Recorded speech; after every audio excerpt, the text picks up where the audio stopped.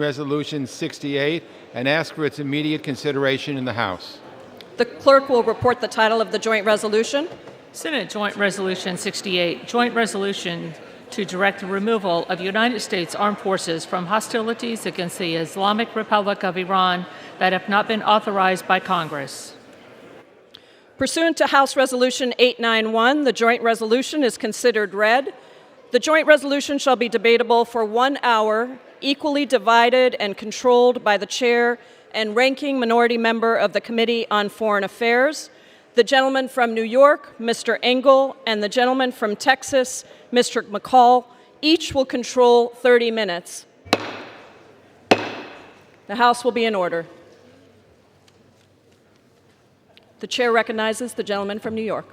Madam Speaker, I ask unanimous consent that all members have 5 legislative days to revise and extend their remarks and to include extraneous materials in the record related to Senate Joint Resolution 68 under consideration. I yield myself as much time as I may consume. The gentleman is recognized. Madam Speaker, I rise in strong support of this measure, a resolution that will allow Congress to stand up for its constitutional responsibilities over war powers, a resolution that will send a clear message that the American people don't want war with Iran and that Congress has not authorized war with Iran. In a few months since the House last took up legislation to address the administration's policy toward Iran, much has shifted. I think we're all relieved that tensions have ratcheted down. After the strike that took out Qasem Soleimani, we appeared to be on the brink of a direct conflict with Iran, but things have cooled off since. Some will say this resolution is no longer needed or has no legal effect because we are not shooting in Iran today. They say we are not in hostilities with Iran. But that's not an accurate reading of the law. The drafters of the War Powers Resolution accounted for the situation we're in today. They were clear that Congress's powers are not as narrow as the administration would like us to believe, and apparently as some members of this body would like us to believe. The committee report from 1973 says, and I quote, "In addition to a situation in which fighting actually has begun, hostilities also encompasses a state of confrontation in which no shots have been fired, but where there is a clear and present danger of armed conflict." That sounds a lot like what we're facing today, except shots have been fired on both sides. Further, the President had to send 6,000 additional troops to the Middle East after the Soleimani incident, precisely because there is a clear and present danger of armed conflict. Congress doesn't have to wait until the President alone decides to use military force again. Indeed, it's our responsibility to do something. Because we know that tensions could flare up again at a moment's notice, Iran has not been deterred, as the administration promised. Indeed, there have already been 4 attacks on American personnel after the President ordered Soleimani's killing, injuring more than 100 U.S. service members. This isn't deterrence. The regime is again pushing ahead with research into a nuclear weapon and expanding its stockpile of enriched uranium. Now, I don't like the Iranian government. I don't like what they stand for. I don't like what they do. But the reality is this. Following the strike, we're now closer to a war with a country that's closer to possessing a nuclear weapon. The last few weeks have also shown the administration scrambling to come up with a legal justification for the strike. Contrary to the initial claims, it quickly became clear that there was no imminent threat. In fact, when the administration sent a legally required report to Congress, laying out the legal and policy justifications, there was no mention of an imminent threat, none whatsoever. What was in that report, however, was an alarming claim that underscores why it's so important to press ahead with this resolution.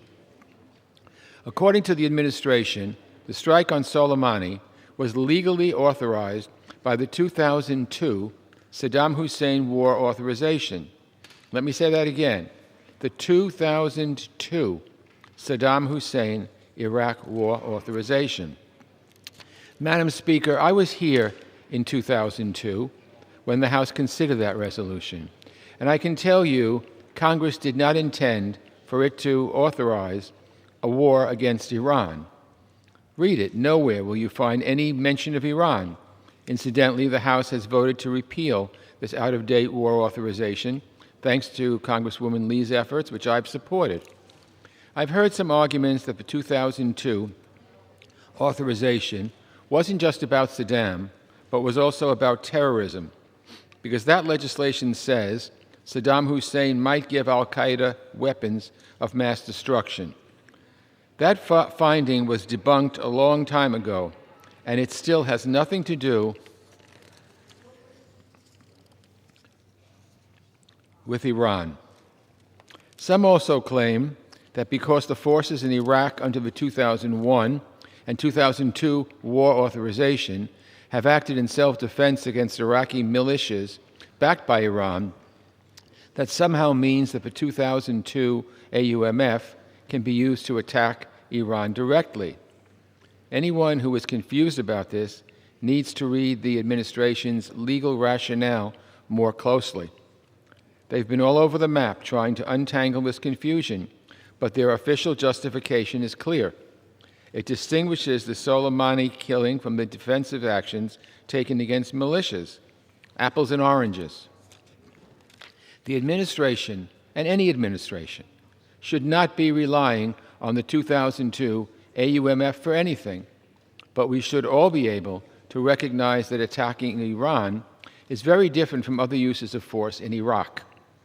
It's an absurd reading of the authorization, and if the administration is going to lean on that outdated law for this, what else do they plan to use it for?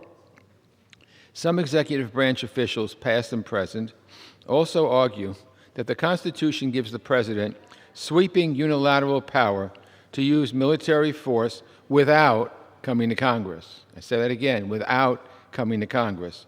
But even among this group, it's hard to find anyone who actually believes Congress authorized the strike against Soleimani. What has me worried is that the President made a decision to escalate tensions with Iran, failed to consult Congress even though he had ample opportunity to do so, misled the American people about why the strike was necessary, then switched gears and conjured up this dubious after-the-fact legal justification. Here's the reality. The American people don't want war with Iran. The Congress has not authorized war with Iran. That should be crystal clear. Congress has the right to declare war. It's in the Constitution. It doesn't say that the President has the right. Any president doesn't say the President has the right. Congress has the right. We are trying to fulfill the Constitution. We are trying to take the Constitution back to the way it was and the way it was interpreted. Congress has the power to declare war. Many of us are very concerned that since December 7th, 1941, when President Franklin Roosevelt stood up and declared war against Japan, we have not had a declared war since then. So what has it done? It's really rendered Congress impotent.